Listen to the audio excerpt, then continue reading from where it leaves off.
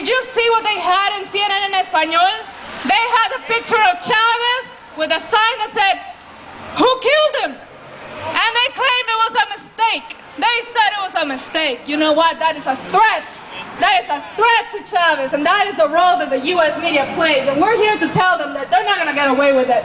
We're here in the middle of, holiday season. Everybody's shopping and everybody's walking around. It's a Saturday, busy day from a big shopping center. We're not going to let anybody get away with not knowing what is happening in Venezuela and not knowing what is happening with the U.S. corporate media and the role that they play as essentially stormtroopers against the will of the people of Venezuela. So we're here to stand up for Venezuela, yes? Yes? All right, so we're going to have a little bit of a program here today to tell the world what's happening here. Our first speaker, we're going to have a few speakers and some music, and then we'll be able to sort of chant along with the Venezuelan people, and we're going to stand with them tomorrow. Our first speaker is Karina Garcia from Lucha from Columbia University. Karina.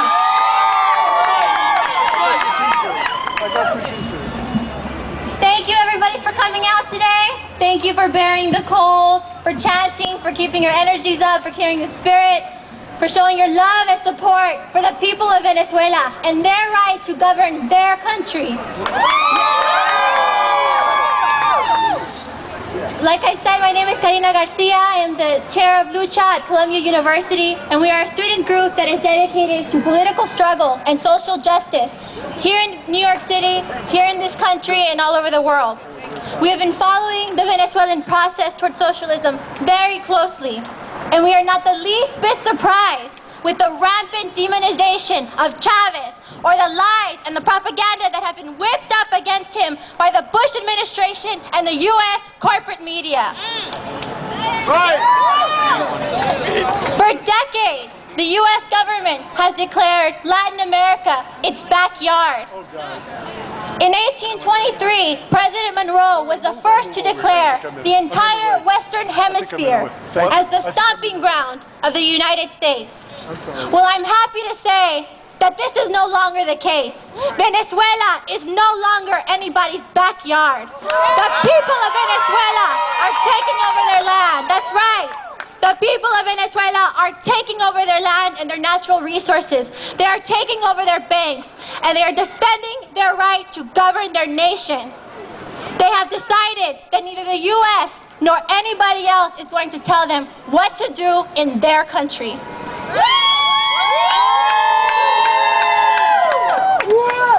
Now the U.S. and the Venezuelan corporate media are whipping up opposition to the constitutional reforms on the ground that they represent a dictatorship, a term they like to use whenever their allies are not in power. The media have focused on the fact that the new constitution would eliminate presidential term limits. But this reform does not by any means eliminate elections. It simply eliminates term limits. Now this is a reform that's already in place in France, in Italy, in England, in Japan, and Australia.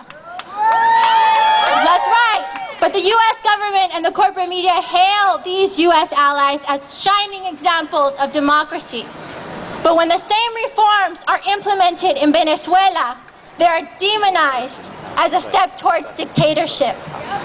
But they tell you that this is all about this one particular reform, but what they don't tell you is about all the other reforms that amount to people's power, that talk about the communal councils really having political and economic power in all of the communities in Venezuela. That is what they are really afraid of. That is what they're afraid of. They're not afraid of, term limits. They even wanted to do that here. They're not afraid of that. They're afraid of people's power, but we know better. All right. Our next speaker is Ike Nahum from... As the sister from Colombia said, they're very selective in the so-called opposition to dictatorships. If Chavez was really a dictator, they would really be supporting him, because every bloody dictatorship in the history of Latin America was backed by Washington. And don't kid yourself. The New York Times today, the great liberal New York Times today, ran a hostile editorial about their care of democracy. But when the military coup that was organized and inspired by Washington took place, The New York Times editorially supported that. Only when the masses of people in Venezuela, when hundreds of thousands of Venezuelans took to the streets and restored the democratically elected government, did the New York Times say, oh, we made a mistake. We were sorry, we shouldn't have supported the military coup. But that's only because it failed. That's the only reason. So we're happy to be with you today. We're happy to see the struggles that are breaking out in Latin America, because it's a new day in Latin America. And the Alliance, the ALBA, the Bolivarian Alternative in the Americas, Cuba, Venezuela, Bolivia, Ecuador, these struggles will go on. And they're not only in Latin America. We are not only observers in this country of what's going on in Latin America that we can applaud from the sidelines.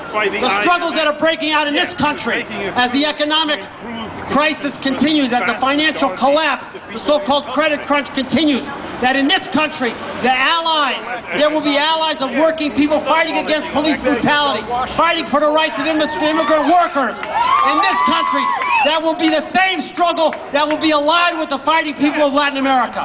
Thank you very much.